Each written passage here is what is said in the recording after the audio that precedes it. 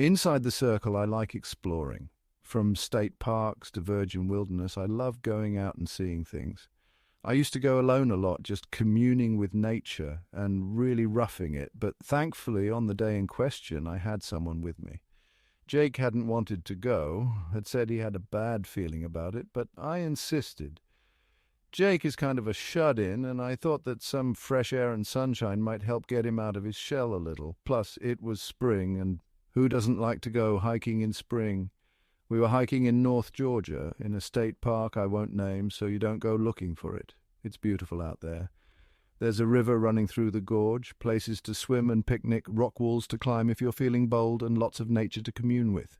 We had come to the end of the usual trail, the river continuing on, even if the marked trail didn't, and Jake looked at me oddly when I didn't turn around and go back.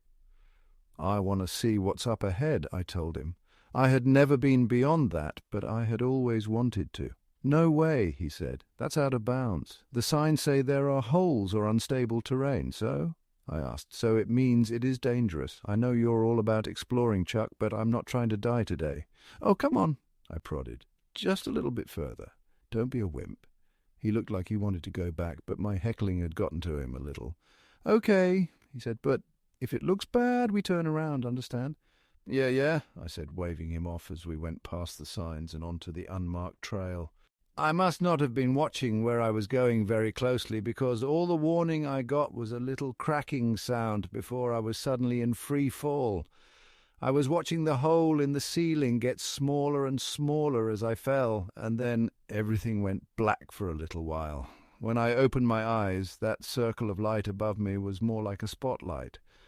I groaned as I tested my limbs, my back and my neck, and found myself mostly in good shape. My head hurt, but my arms and legs still worked.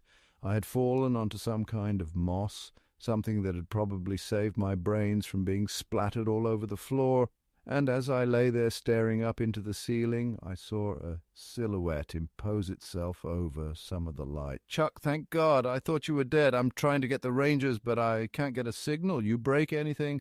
I sat up a little, rubbing my head where a knot was forming. I felt a twinge of pain in my back, but nothing too bad.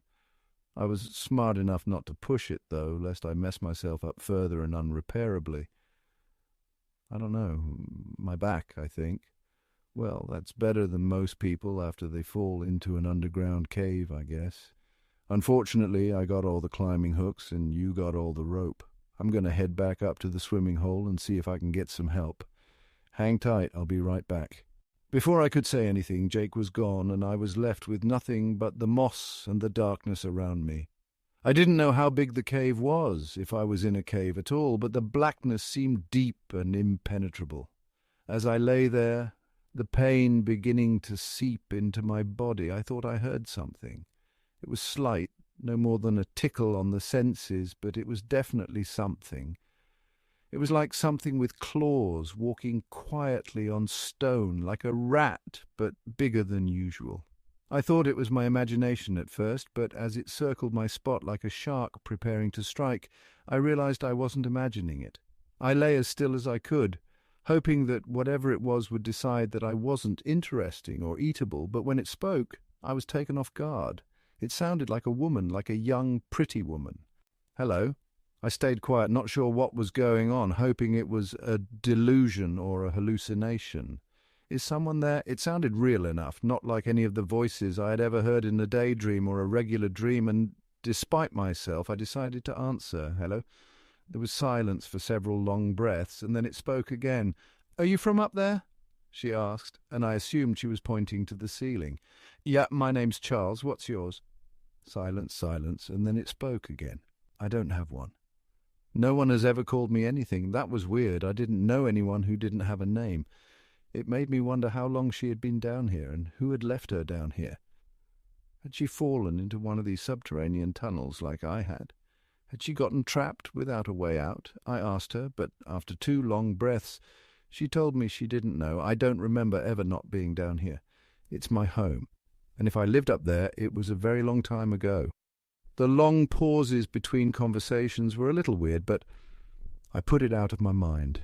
Clearly she didn't get a lot of chances to talk to people, and she was just remembering how to make conversation. There was nothing wrong with that. In fact, I was glad she had found me. I didn't want to be down here all alone, and maybe I could help her get out once Jake came back. "Why don't you come over here into the light?" I asked, patting the stone beside my moss bed. "That way I can see you." Silence, silence, then speech. "I don't really like the light," she confided. "It hurts my eyes and it burns my skin." That made sense, I thought. If she'd been down here long enough, then she was probably kind of sensitive to the light. I remembered reading about people who live in the dark too long and go blind when they take them in the sun, and I felt foolish for asking. It was really more my sense of vanity anyway. The idea that I might be talking to some old hag had crossed my mind, but she sounded young and pretty, and I guess I just wanted a look. "Is there anyone down here with you?" I asked, hearing my throat click as I said it. My throat was dry, and when I reached behind me I felt for my water bottle and realized it had rolled off in the fall. I was thirsty, and I didn't know how long Jake would be gone. "Hey, you don't see a clear bottle anywhere in there, do you? There's water in it, and I'm very thirsty." Sitting in the sunbeam wasn't helping matters much, and I was too scared to move to go looking for my sunscreen. I wasn't in a lot of pain, but they said that neck and back injuries could be exacerbated if you moved. I lay there, frying like a fish, and I just knew I was going to have a wicked sunburn when I finally got out of here. When the water bottle rolled out the darkness and bumped my hand, I had to stop myself from flinching away from it. I reached down, trying to move as little as possible, and as the water hit my throat, it was like pure honey. I splashed a little on my face, imagining I could hear the sizzle, and sighed in relief as I found some comfort from the heat. "Thank you," I said, looking at the darkness as if expecting to see someone peeking out at me. Silence. Silence. Then, "No problem. You're the first person I've had to talk to in a long time. I didn't want you to lose your voice." I smiled, glad to give her the comfort of a human voice. We talked a little, mostly involving me talking, and her adding in things every now and again. I told her about hiking, about Jake, about the world above, and she seemed to enjoy my descriptions of things like TV and movies. For her part, she told me she had lived in the tunnels down here for a while and that she could see in the dark pretty well. She ate whatever she found in the tunnels, and I wasn't the first person to fall in. That made me feel bad for her. None of them offered to get you out. "You are the first one to be alive when you fell in. Some of them are alive for a little while, but they don't stay alive for long. No one comes for them, and they succumb to the fall."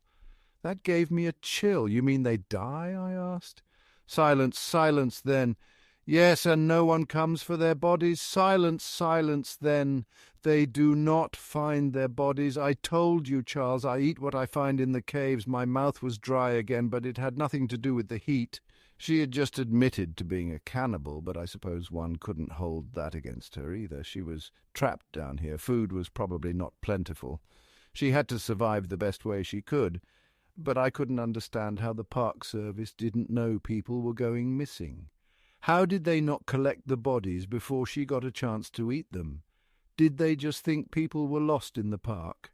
I thought that maybe they should be a little more proactive, but then Jake's voice whispered in my head, like putting up a sign to stay off the dangerous trail. "Were you," I tried to ask, but my tongue felt stuck to the roof of my mouth, "were you planning to eat me?" Silence, silence. Then, "Yes," she said, not showing the slightest bit of hesitation, "but you were alive and the sun was up. I usually don't find the bodies until after dark, so there's no sun to keep me away." That made me shudder.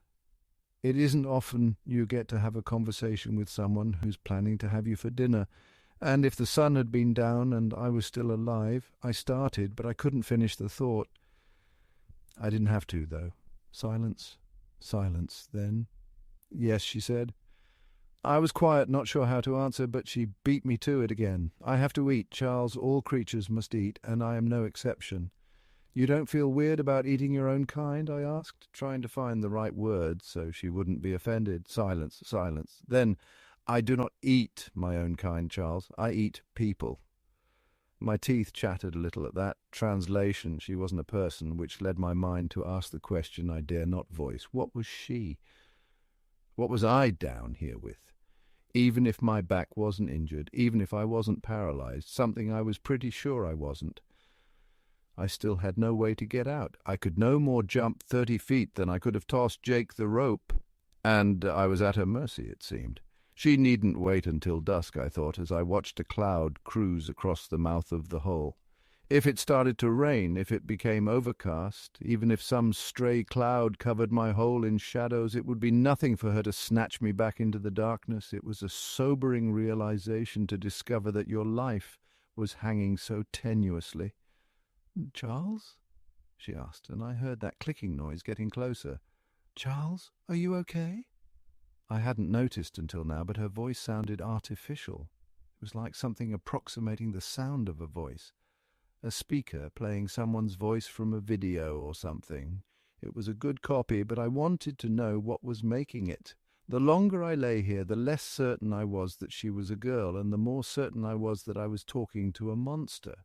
"Charles?" she said, and there was worry in her voice as well as hunger. "I'm here, darling," I said, making myself answer her. I was just wool gathering. I hit my head when I came down, and it made me feel a little woozy. The clicking came even closer to the circle of light, a circle that was suddenly not nearly wide enough. I do not know this word, woozy. What does it mean? Is it like being tired? "Yeah," I said. "Yeah, it's a lot like being tired." I kept looking up, hoping to see Jake and the rangers up there. How long had he been gone? It had to be at least a half hour. I couldn't imagine that no help had come in half an hour. Even if he had walked all the way back to the station at the trailhead, someone should have come back by now. I didn't know if they could stop her from dragging me off and eating me, but I hoped so. "Charles, yeah," I said, hoping my voice sounded steadier than I thought it did. "Are you afraid?" I had to stop myself from answering with a Texas-sized hell yes, since that might provoke her. "Nah, darling, why would I be scared?" The clicking came up to the edge of the light, slow and unsure, and I imagined that I could see something there, just beyond the light, a face or something, and it did not look at all human. It looked like a bad driftwood carving or a strange idol from a heathen tribe outside of civilization, and I found it hard not to stare at the spot. Your heart is beating very fast, your blood is pumping through your veins like a river. I can hear it, it's making me hungry. Are you afraid of me? I opened my mouth to deny it, but that was when someone called my name, and a shadow imposed itself across the light. It felt like too much, and I wanted them to move as they blotted out some of the light. "Chuck!" Jake yelled. "Are you okay?" "Sure, great," I lied, glancing over to see the face I hadn't seen was gone, and someone else cast a shadow over me, and I was shaking as my light was cut in half. "Chuck, my name's Ranger Mike, and I'm here to help. Ranger Gabe and I are going to rappel down. Is your back or neck injured?" I don't think so," I yelled, listening for the clicking and the voice of the knot woman. I think I just hit my head. Mike talked to someone up there, and they concurred. "We're going to drop some flares down so we don't get stuck. Close your eyes, okay?" I nodded, but there was no way in hell I was going to close my eyes with that thing around. It was strange how quickly she had become it, and how little I wanted to bring her back up with me now. I had no idea what I had been talking to, and suddenly I didn't want to know. I wanted out of this hole, out of this hell, and I promised whatever was listening that I would never scoff at signs there to keep me safe again. If they would get me out of here, I might never come back to the woods again. The flares came down, and I saw the cave was much bigger than I had thought it was. The flares sent up a ghostly light, casting everything in flickering illumination, and that was when I saw it. It was only for a second as it retreated down a side passage, but I caught a glimpse of what I had been talking to. The driftwood carving analogy wasn't far off, the whole thing looking white and thin and kind of fragile looking. It walked around on these long, thin legs that looked like nothing so much as pure bone, and its eyes were set high up on its bony forehead. It looked at me almost apologetically as it left, but the two rangers who rappelled down never so much as glanced into the cave. They had me up and on a stretcher before I could warn them, and after securing it all to ropes the three of us winched up as the flares burned in the darkness below. There were more rangers at the top, paramedics too, and as they got me topside I was dragged to stable ground and checked out by the EMTs. They said the bruise on my head was nasty, but there probably wasn't any brain damage. My spine appeared fine, though they wouldn't know for sure until I had an EKG, and my neck felt okay too. Ultimately, they said I was very lucky, and I told them they didn't know the half of it. I'm in a hospital room now waiting for my EKG, but I just wanted to get this down while it was fresh. I can't prove that it wasn't a hallucination. The ER doc said I was definitely concussed, but I think it was all real. I talked with something under the ground, something that would have eaten me if it hadn't been for the light encircling me. I was extremely lucky in a lot of ways, and I thank God I made it out with little more than cuts and bruises. When, if I hike again, I'll be paying attention to the signs from now on. You never know what you might find just below the surface.